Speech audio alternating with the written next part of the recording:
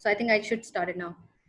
Thank you all for all the participants who have joined in, and I welcome you all in this 1-hour webinar on EQ for stress management adapting during this COVID times. And I welcome John and Catherine, who are give us the very useful webinar for this 1 hour. For the a brief introduction about John, who our main speaker of today. He's the founder and managing director of boutique consultancy, Powerbase Consulting in UAE. He has over 30 years of experience in sales and leading teams across Europe, Asia, and Africa.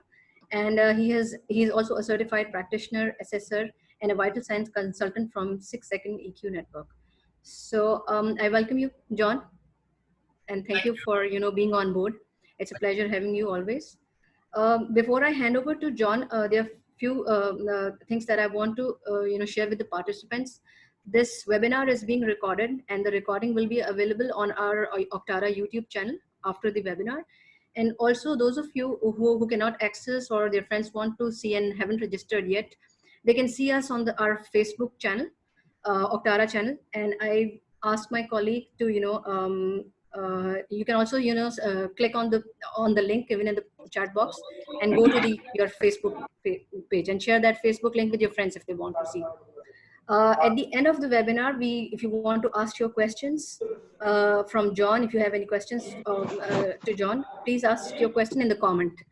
I would request everybody to switch off their mic and camera so that there's no interruption in between. Thank you, everyone, and over to you, John. Okay. Thank you, Aisha. Welcome to everybody. This is quite a large gathering, actually. There's almost 200 people, I think, out there. So welcome to you all. This is the EQ for stress management in the COVID times, as we said here, and how we can actually best adapt to this.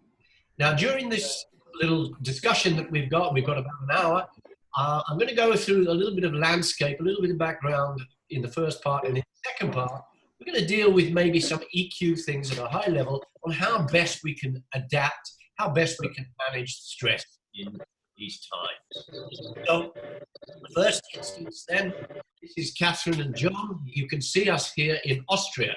We had our first taste of stress here in Austria, because we got to Austria on the 12th of March, and actually we were closed by the 15th of March.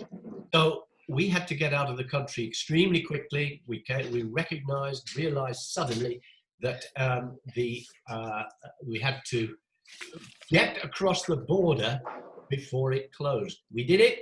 We managed it with 20 minutes to spare, and then 2 days later, Dubai closed the border. So that was our first taste of real stress in these COVID. Okay, so who are we? Well, Powerbase is, as Aisha said, a boutique consultant based here in Dubai, but we've done quite a lot of work in Pakistan. We love coming to Pakistan, and we work with our partners, Octara. We have done many training sessions and workshops already, but this is the very first time we've ever done one on Zoom, so this is going to be an interesting experience.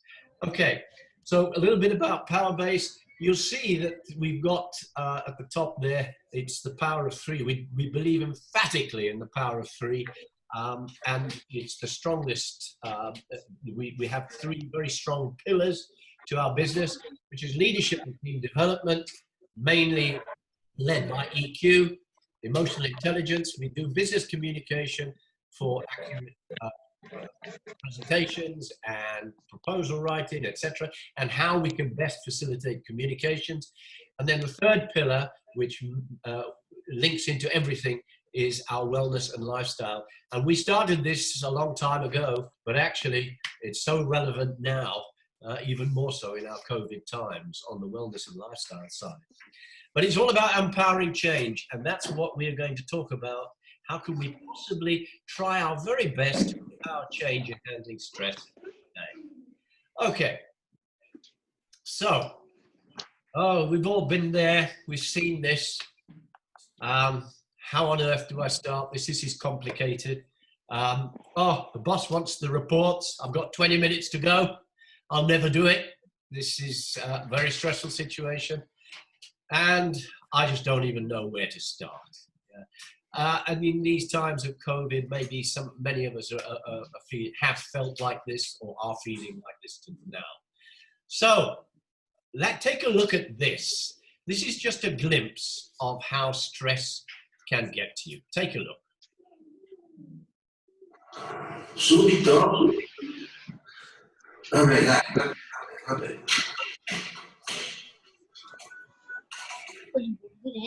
Can I request all the participants to mute their mics and switch off their video cameras?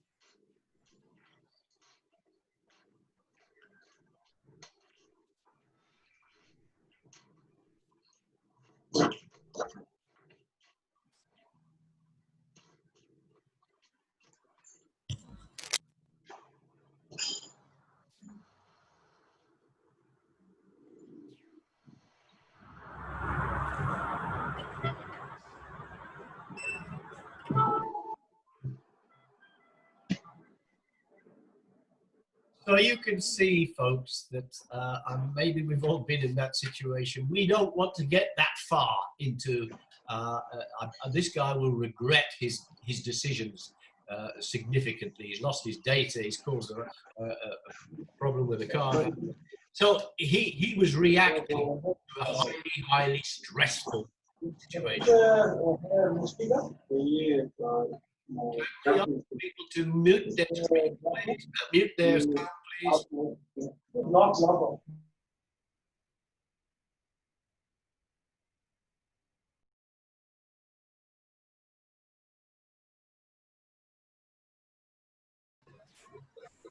Can you hear me, Catherine?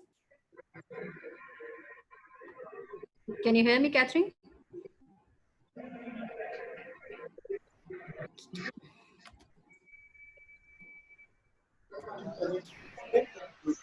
आपको हमारे centre franchise में जाना पड़ेगा नवीन साहब I request all the participants to please mute their mic, please. वहाँ पे as soon as possible वहाँ पहुँचे बुक करेंगे वो इसी को साथ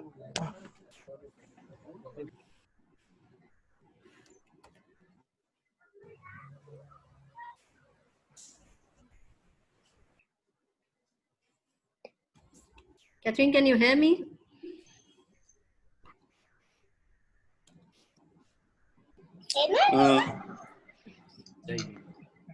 We've lived in the last 3 years in this, in this strange world of ours, and it's called VUCA. I don't know how many people have heard of this term, VUCA. We live in a VUCA world, and that is highly volatile, where things are really uncertain. They're very complex and in many ways ambiguous. We don't know whether black is white or white is black, but certainly if you listen to some people in the world. So we've, for the last 3 to 5 years, have been experiencing this VUCA world. And stress levels have been increasing exponentially. And up until the start of 2020, they were significantly high. So now what we find is that in a study that IBM does annually, it surveys CEOs all around the world, and the one prerequisite that CEOs have come back with time and time again is the need for greater collaboration. Now here's the thing, collaboration is a mix of how we deal with stress and how we invoke empathy. And if you can see in this diagram that sadly stress is increasing whilst in the world empathy is decreasing. And you'll see the 6 seconds emblem on the bottom right of the screen. This is the organization. 6 seconds is the world's largest neuroscience emotional intelligence network in the world. And they conduct surveys themselves annually and biannually. And so what this actually means is that there's been a 20% increase in stress. And that's over the last 25 years.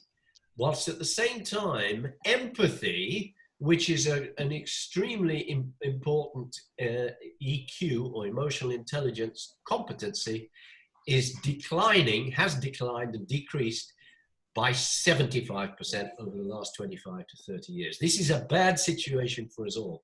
So as we can see at the bottom there, stress increases. What happens is we lose sight of the future. We lose sight of strategy. We lose sight of vision. We become much more task focused. And the most important thing is we react.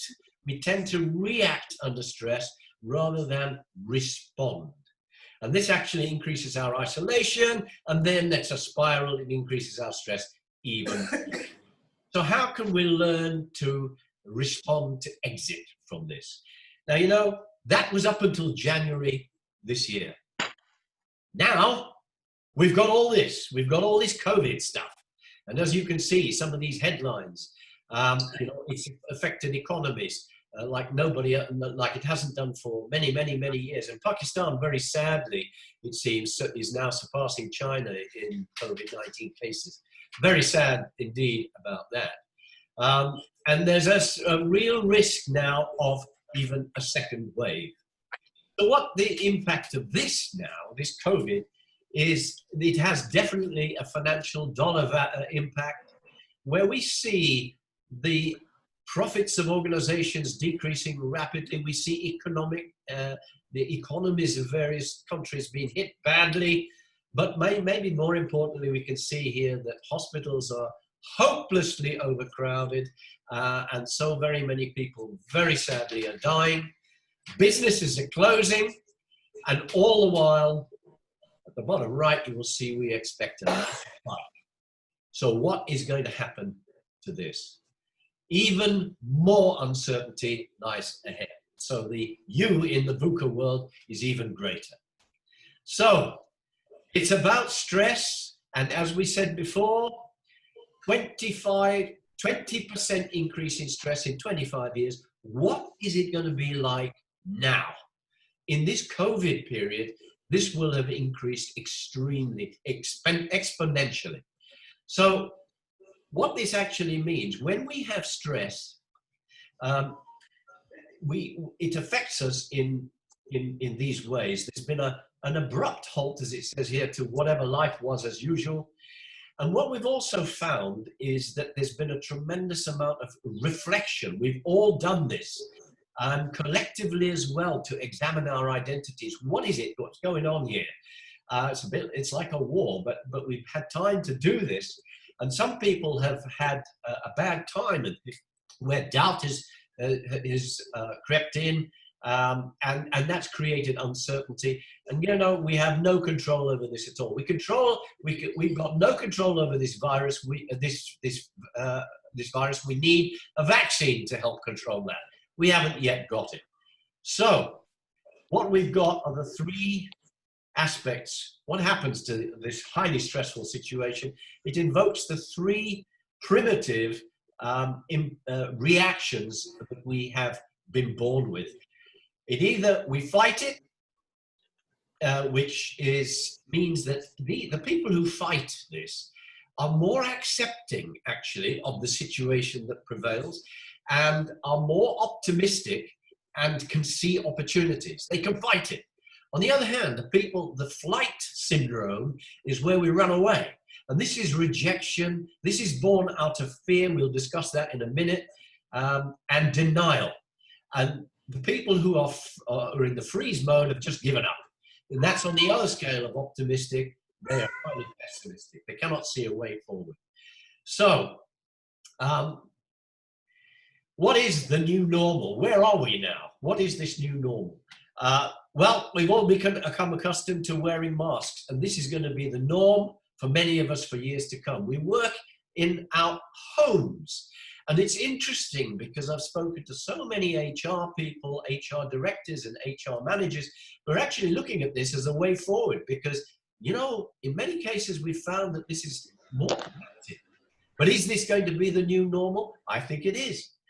And of course, we're coping wherever we go now with this new social distancing rule of 2 meters or 1.5 meter. Social distancing will now become a word in the dictionary, I think. It's a way of the new normal. And very sadly, for the businesses that have closed or having to lay people off, sadly, people are losing their jobs or at best maybe even just going on unpaid leave. This is the new normal and it will continue. We are seeing this here in Dubai quite extensively. So I'm going to ask you this question now. Just exactly where are you guys with your stress levels? How are you coping with this? And whether you're fighting it, whether you're in flight mode, or whether you're in freeze mode, how is your stress stacking up? So you will all have had these sheets. What we asked you to do, those of you that have done this, you will have answered the questions in the red boxes and give it a tick, yes, or if it doesn't apply, the no box. So what we wanted you to do then is to add up the number of responses that you've got in the red boxes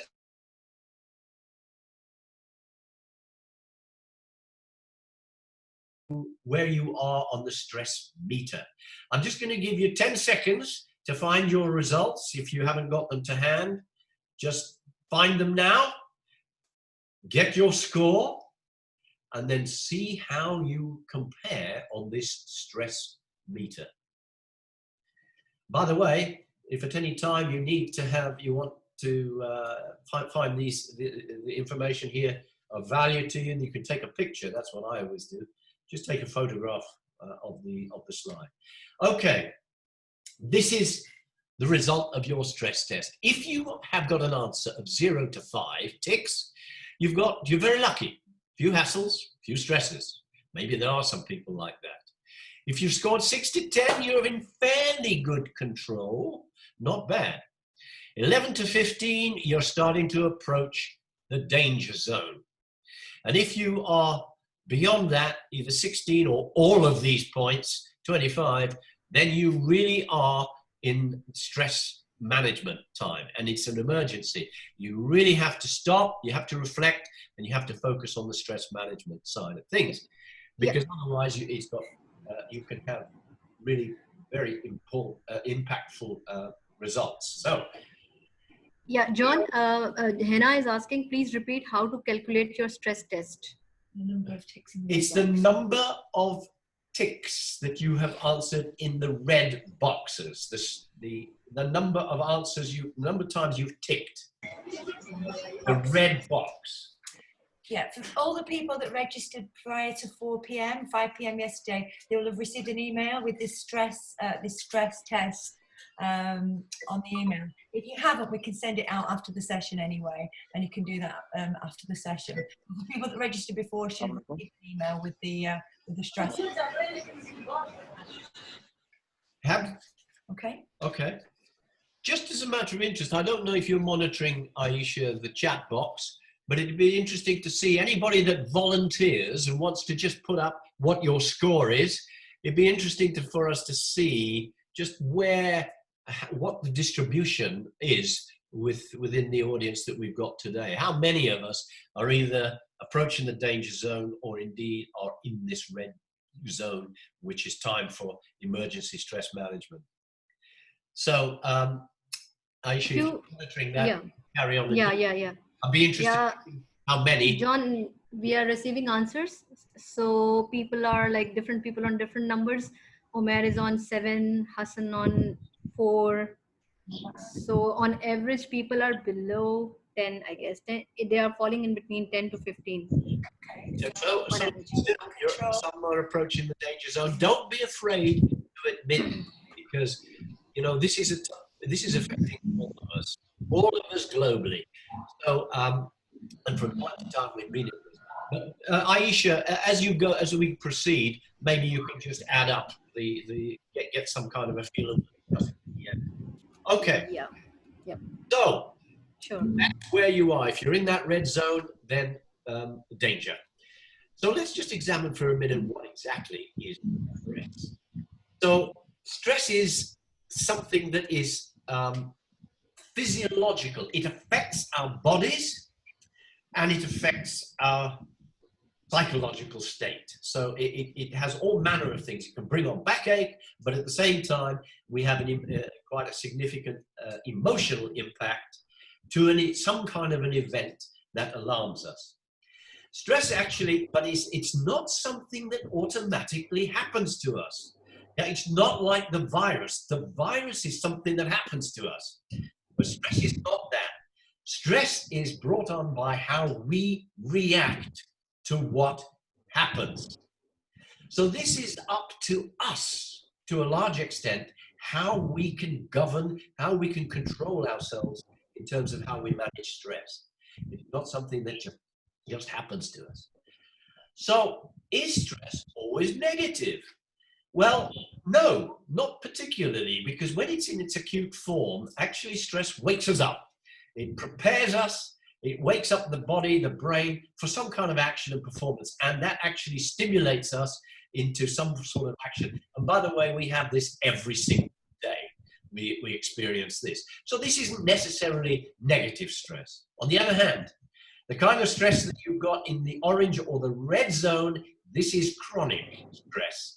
This generally results in much greater reactivity, not response, but reactivity. Responding, reacting. Now, when we look at stress, in emotional intelligence terms, we look at 4 success criteria in life. You've probably got all manner of success criteria in your companies and in your own lives and in your own goals. To attain those, it depends on the 4 specific EQ success criteria. The first one is work performance. This is how effective we are. And stress has naturally got a relationship and impact. Stress affects our relationships badly. How many times have we come home we're after having a bad day, and the first people we see, our closest and dearest, our loved ones, we take it out on them. It also has a huge impact on health, and potentially this is the worst. This is the most important of all, because stress can impact you 4 times more. You can be 4 times longer to heal from anything if you are emotionally upset with stress. And in fact, worst of all, it can kill you. So happiness is another aspect of this. Obviously, if you're stressed, all of these things impact our satisfaction in life and our work performance, etc., and the quality of life. So what happens when we feel stress? Stress is mostly down, as we said in that previous, it's how we react. We can change it, but it's related to emotions.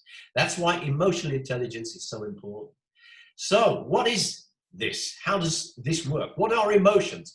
Emotions are electrochemical signals in the body, and believe me, we have hundreds of these, millions of them actually, because they build up neural networks in our brains. We've got billions of them, and they don't actually touch, they hop from one another.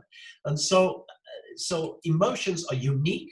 Every single emotion has its different chemical electric signal, and we can measure these.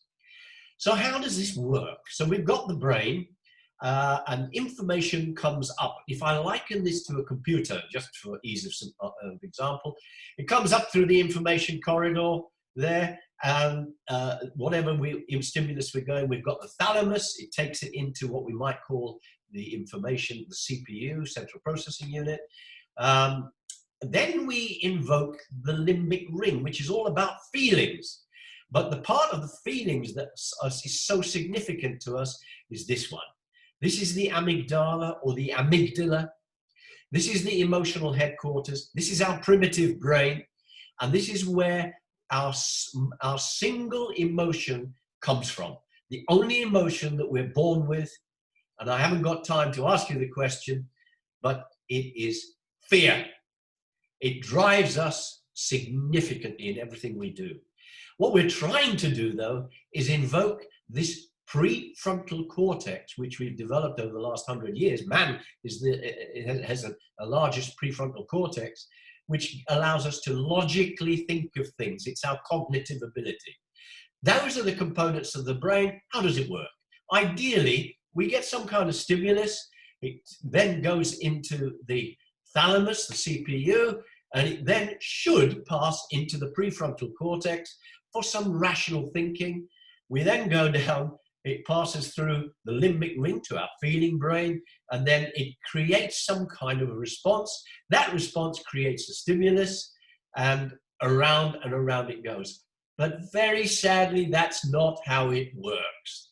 And it would be great if it did work that way, but it doesn't. This is actually the reality. What happens is that our feelings take over. That amygdala is causes us so much stress that it's like a soup in our bodies and in our brains. And what happens is that the amygdala hijacks. It reroutes from the thalamus straight into our emotional headquarters. And where I said before, most of the time that's driven by fear. What we want to try to do is to bring it into the prefrontal cortex so that we can understand this emotion, so that we can make better decisions down the track. And so we want to try and prevent this hijacking by the amygdala, and we want to use our thinking brain to avoid all of this emotional chaos that exists. So the only real answer, seriously folks, the only way we can deal with this in a true sense is through emotional intelligence. It's absolutely fundamental to our management of stress. Emotional intelligence means a lot of things to different people, but I don't have time to go into all of the deeper meaning. But this is the shortest definition. If you want to take a picture of this, emotional intelligence, 6 seconds define it as being smarter with feelings. Because, you know, if we understand the way we're feeling, we can then better understand how we normally react, or how we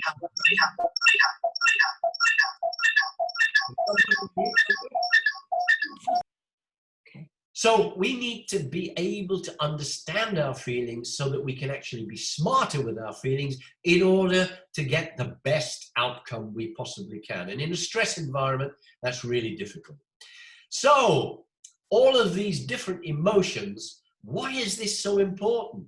And research by 6 Seconds has shown unequivocally, and other organizations too, that this is the fundamental fact. 80 to 85% of the decisions we make are based on emotion.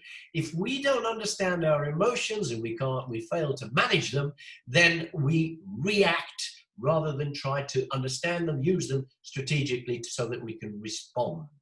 So we are running on emotions most of the time. So let me talk now about rule number 1 for how we can best cope with this stress situation using emotional intelligence. The very first part is we want you to get into a situation, take a 6-second pause. The aim of this is to regain control. Because if you simply react rather than respond without thinking, then you respond react in some uncontrollable way. So how do we do this? So you get some kind of a response, some kind of an impulse, and now it's created some feeling for you, but before it takes between 4 and 8 seconds for an emotion to register anywhere in the body. So if we go for the average, take this 6-second pause, something happens.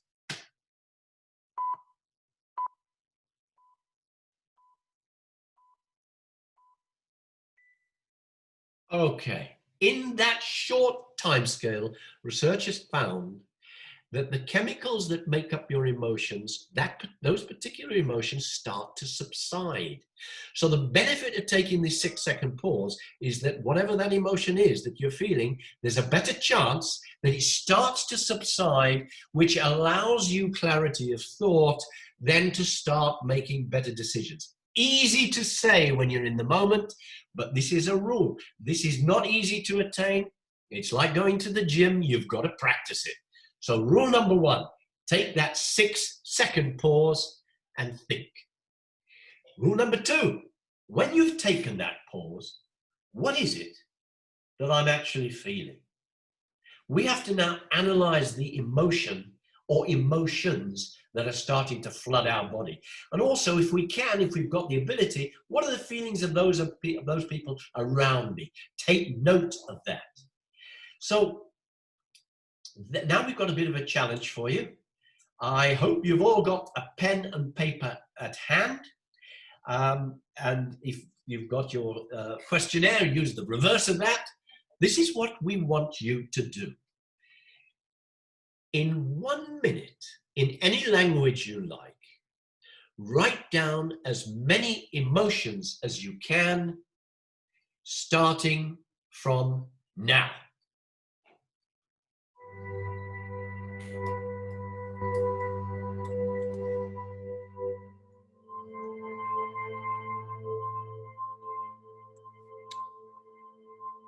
Where is the picture?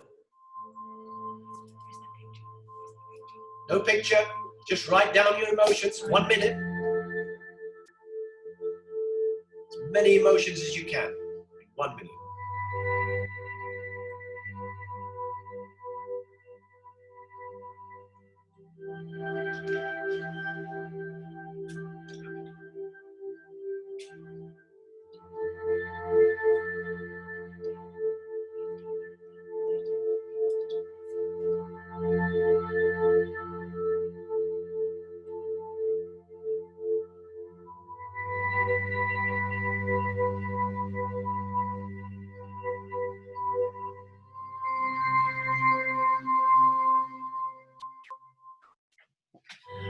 Okay, so now this was a little bit of a stretch maybe for some people. This is deliberate.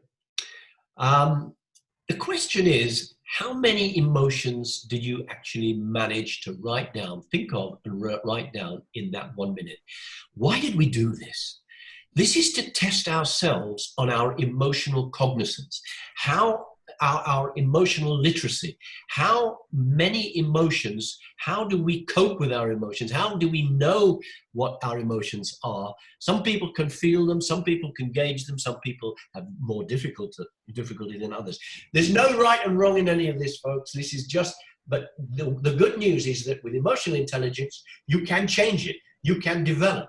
Unlike IQ, which you tend to be born with, and you use that for your future. So with emotional intelligence, if you got somewhere, we usually find that we get somewhere around about 5 as a bottom limit. And strangely, or maybe not strangely, that very often is with men, but not always. And then somewhere around 12 to 15, 18 is the average. And if you get beyond that, you get above that number, actually your emotional literacy is quite high. Now, if you've only got 5, doesn't mean to say you've only got 5 emotions. Not at all. What we did for you just then was to give you 1 minute to write down as many emotions as you could. So in other words, we were putting you into a stress situation. And that's when emotional intelligence is most important, to try and invoke your emotional intelligence during a stressful situation. So the fact that you only got 5 could mean that you were feeling pretty stressed at that time, and you actually have more. The average is around 12, 18, as I say. The best we've ever got, ever, in this kind of workshop activity was a lady in Pakistan when we came over and did a seminar with Octara once, a workshop. She got 39 emotions in 1 minute. She had tremendous awareness of her own emotions. She was amazing. So So this is important, but it's also important because when you are thinking about these emotions, there are hundreds of them. There are literally hundreds of them. And if we go to what we know of the Plutchik model, you will see that this is also about intensity of emotions and intensity of emotions. So if you look at the red ones there, you can see that on the outer ring, maybe you've got a mild annoyance about something, or it's anger, or it's rage. If you go to the opposite, it can be terror, absolute terror, or maybe fear, or a little bit of anxiety. So this is how it goes. And up on the top there, we've got serenity and joy and ecstasy. You can see that leads to more optimism, or more optimism. The other side, on the red side, is more aggressiveness. So we need to understand our emotions better, take note of them, stop and take note of them in order to manage them better. And those emotions that you wrote down, what we do in workshops is that we get people to categorize them. So in that quadrant, number 1 up there, that terror, for instance, would be possibly going up into number 1. It's got the highest score and it's the most unpleasant. Whereas serenity, on the other hand, is a very pleasant feeling, and it's got a high degree there of score in terms of how important it is to feel that way. Okay, so you can do this exercise yourself, but what psychologists and psychiatrists tell us about this exercise, step number 2, name your feelings, is if you can name it, you can tame it. So by stopping first, 6-second pause, stop. Now think about what you're feeling, all the feelings that you're getting. You are actually allowing that 6 seconds to your emotions to ebb away, but at the same time, you're naming it, and you can better use these emotions as a strategic resource for you to then gear this to the next action, whatever that may be. So step number 2 is feeling it, understand your emotions, name it, and tame it. Step number 3, rule number 3, we all have patterns of behavior that we've gained throughout our entire life. And these patterns of behavior are in relation to the emotions that we have. So people who are more in control have a wider vocabulary of emotions, will also have a wider vocabulary or a wider ability to recognize patterns both in themselves and in others. So how do we do this? Recognizing the pattern is very important. So stop. What is the feeling? Have I had this before? Does this happen in this particular situation before? Is there a pattern here? So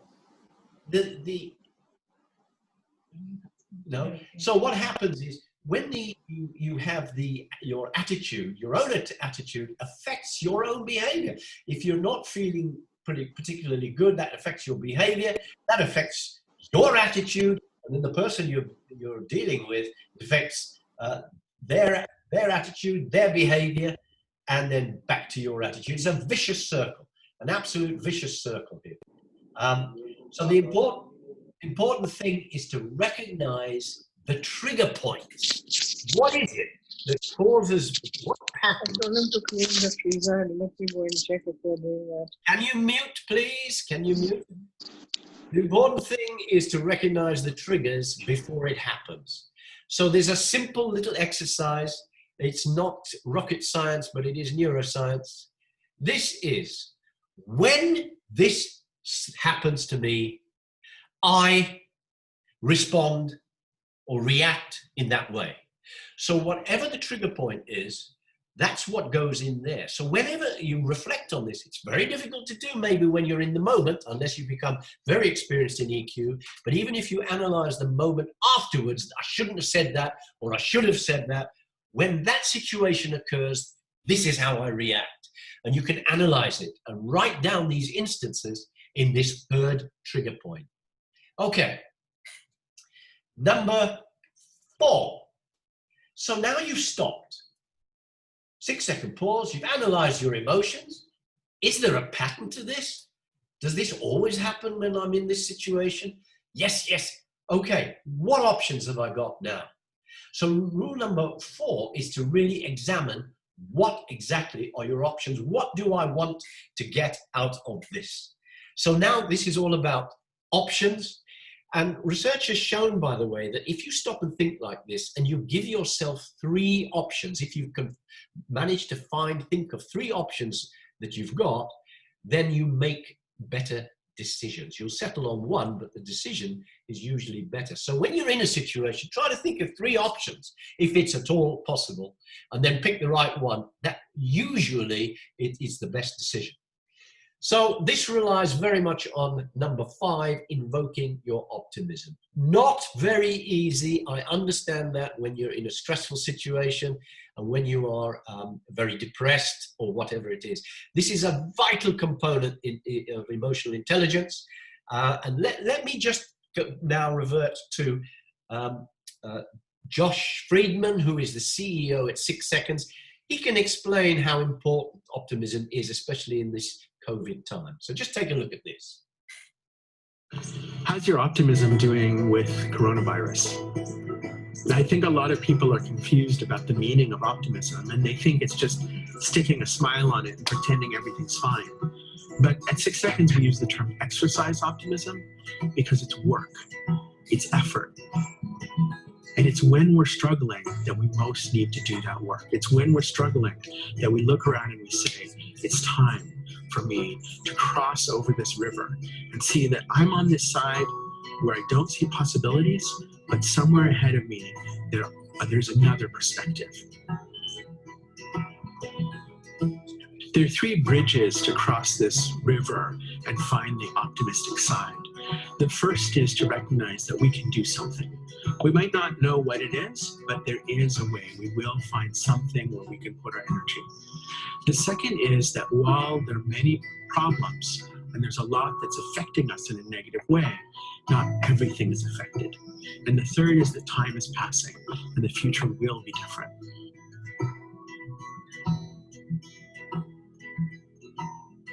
Let me give you a concrete example. We're all trying to wash our hands and scrub down with disinfectant. And it's easy to look at that and say, oh, we're in a dangerous world. Something's out to get me. And when we're washing our hands, what if we see it as a way of contributing? What if we see that as a way of saying, I'm doing something to make the world a better place for my family, for my community, for people around me? And when we engage with people around us with this optimistic orientation, it liberates for them some capacity, some energy, some creativity. And it's in that space that we can actually solve problems. When we're able to engage with people knowing that we can find a path forward, even though we don't know what it is, it liberates in them the energy and creativity to be able to look ahead and explore possibilities. And it liberates in us the energy that we need in order to look forward.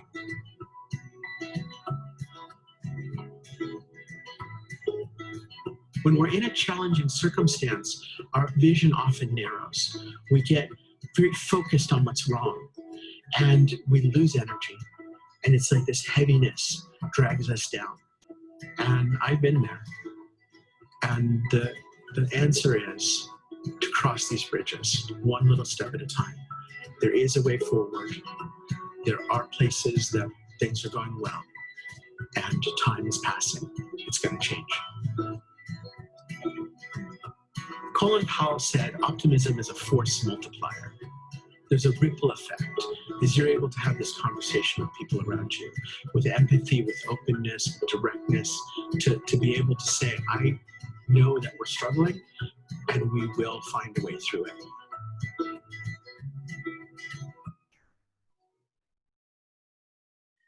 So now we can tie this together. Actually, is a little model that you can use if you're in a challenging situation, and Josh has outlined that so beautifully. And this is the model. It's the 3 P's versus what we call tie. So you're in a situation. Let's look at COVID right now. Is COVID permanent? Or is it temporary? It might seem like it's permanent, it's been going on for a while, but we know that we will actually overcome this in time. It is temporary. The other aspect of this, is it all pervasive? Is it going to kill us all? Is it? Yes, it is. And so very many hundreds and thousands of people have it, but actually it's a fairly isolated situation if we follow the rules, we do all the stuff that we're being asked to do. It just happens to be that it's the same word, we isolate, but it's actually, in real terms, it is an isolated situation if we look after ourselves. But this takes effort. Are we powerless? Not at all. It requires effort. It requires exactly what Josh was saying, that optimism. The optimism part of stress is so important to invoke and to see a solution. Optimism is our ability to see beyond now. Look at those three bridges and find a solution. Might not be the best solution, but there's always a solution. We look at this a different way, then it's how do we view any particular situation? Are we pessimistic or we're optimistic? By the way, we're not born either way. We develop in this way, we can change it. So ask yourself the question, is it permanent or is it temporary? Is it pervasive? Is it all-encompassing? Is it going to wreck our lives totally? Or indeed, can it be fairly isolated? Are we powerless or have we got the will to overcome? Those are the questions that we need to raise with optimism. And where are we on the scale of this? So, rule number 6 brings it all together. So just let's think, what we've discussed, these small steps that we can take. And exactly as Josh says, small steps. Just look at that picture. That picture, if you only look at one aspect of it, is black clouds. But if we try our very best to proactively reframe the challenges that COVID is presenting for us, then there's blue sky underneath that. So to sum it up, how do we do this? So first of all, we've taken the first rule, stop, think. Whoa, take the 6-second pause. Think about what we're doing. And also understand whether there are any patterns to this. Have we understood the pattern? Rule number 2. Is there a way we can understand our feelings better? Stop, actually put a name to the feelings that we're experiencing to allow us to have clarity of thought. It's called navigating emotions. And then we can really start to think a better way forward.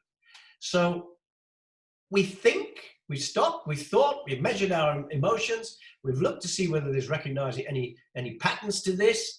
We've invoked, now hopefully we can invoke some optimism to act appropriately.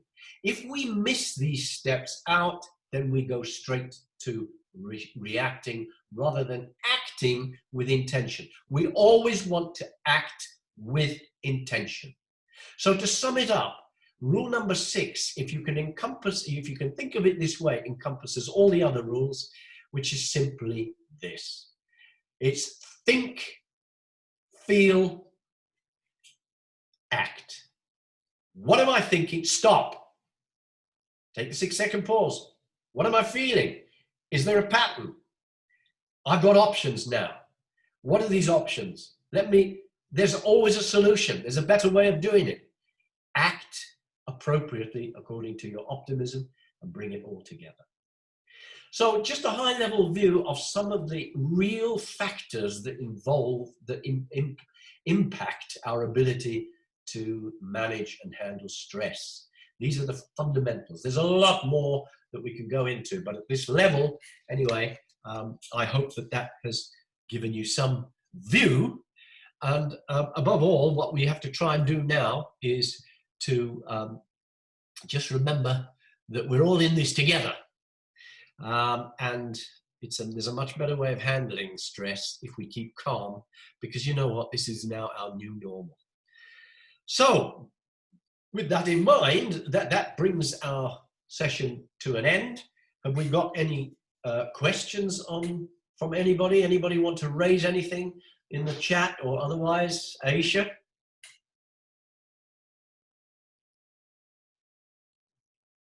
Hello? So participants, if you have any questions, you can put your questions in the chat box.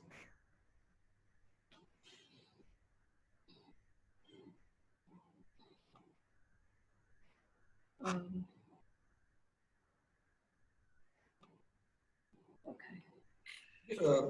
Most of the stress that comes from the news around us, from the media.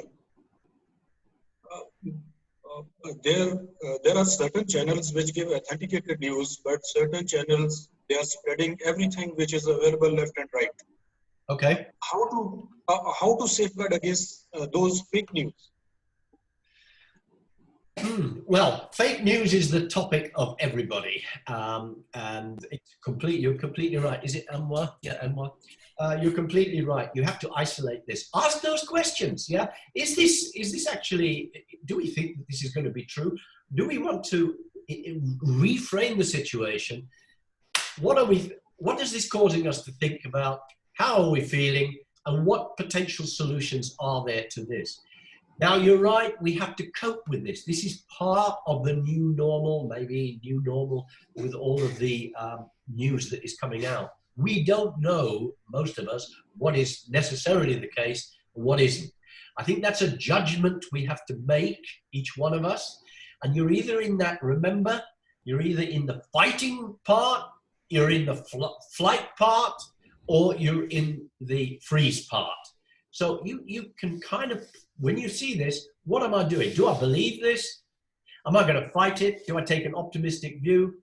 Do I really want to run away, deny it because it's fake news? It's your judgment on that. Or do I want to give up? I can't give you any greater answer to the question than that. In terms of emotional, how you handle this, trying to invoke those steps, we have to discern ourselves whether we think it's accurate or not and handle it.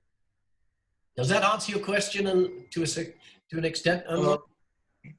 Yes, it definitely answers what you have suggested, that we should use common sense.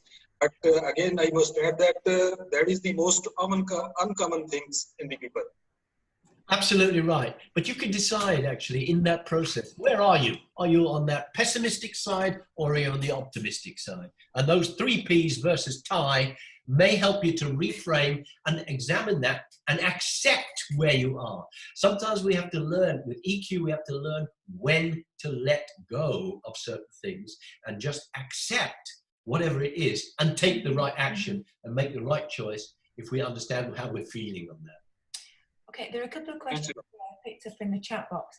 Isn't reaction and response a personality trait? No, absolutely not, Naveed.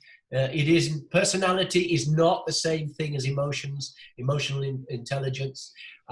It's a difficult one to explain in such a short period of time, but actually we are governed 80 to 85% of the time by the emotions that are ruling us. So I have to say to you, when we're running on emotions, it's reaction mixed with recognizing patterns actually and navigating emotions that drives us. It's not a personality thing, because we can actually change this. Yeah, we can rescope. And then a question underneath, that was about how to handle your emotions. What about the people around us? Absolutely right. Now, we did that exercise with enhanced emotional literacy. This was a little bit of a glimpse into yourselves, how well you understand your own emotions. There are other competencies we haven't discussed today that work in tandem with that, but that's then your ability to not just understand yourself. Generally speaking, people who have got a good grasp of their own emotions actually also are able to pick up the signs from around them. If you're low in that area, maybe you'll miss the signals and you're not as good. It's also about empathy, by the way, as well. So, okay. Yeah. Does EQ handle anger? Yes, absolutely. Stop. That's the first thing. Who's saying that? Adil. Yeah. Adil? Amir.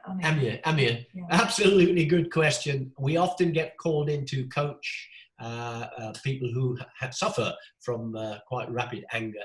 And my best coaching client of all did this so frequently. So we put notes around, he put notes, post-it notes all around his office, which said, stop.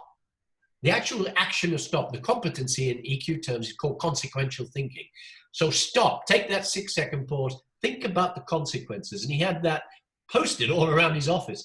And he was amazing. In a very short space of time, he was able to control this. One of the most powerful of the EQ competencies that we can control. But it's most definitely related to anger. And then we move into understanding our feelings. That's the next part of it. Okay.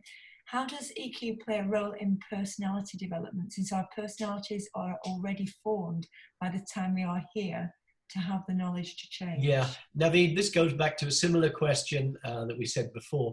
Actually, you do not, and this may come as a shock to you, but we psychologists, psychiatrists tell us that neuroscientists tell us we're only born with one emotion. One, that's fear, because it's there for survival, our primitive instinct, fight, flight, or freeze. So all of the other emotions that we have, that we learn over the course of our entire life, are learned. They're learned first from your mother, then from your father, then from your family. You pick these up and they shape your actual, if you want to call it, your personality, but it's all about emotions. So it's really interesting to, because this is an eternal question. Are you born with this, either evil or whatever? No, you actually, it tends to develop whatever according to your environment, generally speaking. Unless you've got a mental disorder. I'm not talking about that, that's different. This one, any book recommendations for studying more about EQ? Okay, yep. Hira, is it? Hira? So Hira, there's the most well-known book is by Daniel Goleman. It was written in 1995. It was a New York bestseller. It's simply called Emotional Intelligence by Dr. Daniel Goleman. And it's still a bestseller today. A little bit heavy in the middle when it talks about the brain, but actually it's worth a read and as an introduction to EQ. So that's on the bookshelf. Dr. Daniel Goleman is also on the board of 6 Seconds still, and he has his own model, but it's very similar to ours as well. So it's a good book to start with, and then there are others as well. Okay, how to control our thoughts and thinking process? Yes, the first rule, stop. Take that 6-second pause. It is so powerful, and it is so fundamental. Stop. Stop yourself. By the way, I'll open up to you. I have a little bit of an issue. Certain things get me very angry. I didn't think so until I did my own EQ assessment. I discovered I was pretty low on navigating emotions. So when that happens, when situations like that happen, I first go to recognizing patterns. What I'm going to go into this situation, what is it that's going to trigger it? This person is going to either do this or say this. And when that happens, I respond in that way. So I am prepared. So I'm much better equipped when I go into that phone call. If I know that this person is going to say the same things that they've said before, I've been able to handle it, and I'm getting much, much better at it. So it's think, feel, and act. That's how to control our thoughts and thinking process. But stop first. Can EQ be taught as a skill? Yes, EQ is there. You can develop EQ all your life if you want to. And the old adage of, you can't change a leopard from its spots, as we say in England, or in English, or you can't teach an old dog new tricks. Actually, that's not completely true. I've got some very mature clients who have actually changed. A lot of it, often it's to do with empathy, and they learn to do this. So yes, you can learn it. Generally speaking, it requires coaching to do that, but most definitely you can change. How can we control our facial expressions? Actually, you know what? Controlling your facial expressions it depends, that's part of stop, because that's an action. When you commit an action, it's a form of behavior. So if you're raising an eyebrow or frowning, or whatever on your face, people can see it. So don't do that. Smile instead. Smile. But you have to stop first to recognize the pattern of your behavior. So, yeah, I think, where was it? That was Hira. Hira. But I will say something else here, is that if we did not have emotions, we would not be able to make good decisions. It's strange to say we want to go into the prefrontal cortex. We need to do this. But emotions drive our decisions, and we need to have that. If we didn't do this, Why are we needed in the decision process? You might as well get artificial intelligence to do it. Yeah, which is why when you phone a robot, it doesn't give you the right answer because there's no emotion there. We need emotions to make fundamentally good decisions, but the best decisions are those that are made when we are in more control, managing and understanding our own emotions. Hence the reason. 85% of the time, that's how we're working. Okay, there's two questions here about 6 seconds, which I think are, I know we're up in time. Yeah, I just think these two, I think. 6 second pause. Won't people think we are not ready? We're not prepared? No, absolutely not. In that, you know, in that video that you saw with the guy bashing his keyboard. So what did he do? He started to get into a stressful situation, the dreaded blue screen. He pushed his chair back, and actually he was trying to take the 6 second pause, but he then didn't do the rest of the steps that we're talking about. So when you say, we're not ready, no, not at all. It shows reflection. It gives the person, you're connected. You're actually connected and you're thinking. So that is empathy, actually. There's nothing wrong with taking that 6 second pause. Obviously, though, you've only got so long if you're with people, and sometimes that doesn't work. Better you get at the emotional intelligence, it doesn't always take 6 seconds. You're much quicker than that. There's just one more about 6 seconds here that I think it's worth pointing out. What about fighter pilots used to operating in nanoseconds? 6 seconds. You're absolutely right, Adil. 4 to 8 seconds is an eternity when we're registering with emotions. Well, guess what? The fighter pilot is trained more or less he uses his instruments. He's using his gauges. He's using his logic a lot more. He's not necessarily driven by fear. Of course, when he's young, he is, and that's when it all goes wrong. But the more experienced he gets, the more he's able to control either his fear, his anger, or whatever it is, and he has clarity of thought. That's why he or she does not need the 6 seconds pause, because they're already in control of their emotions. Okay, well, I realise that it's after 2 o'clock, so I think we're going to have to close there. I know there are a lot more questions here.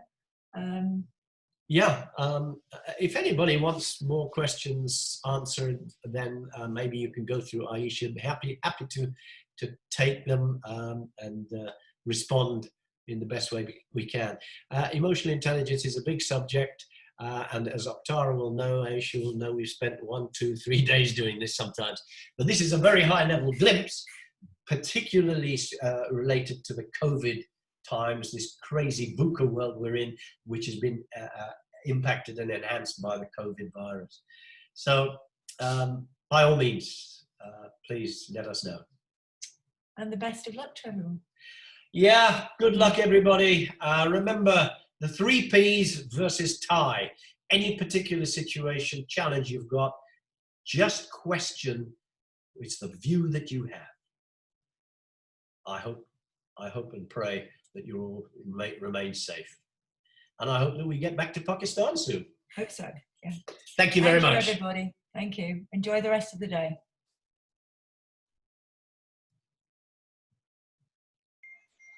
Thank you. Thank you.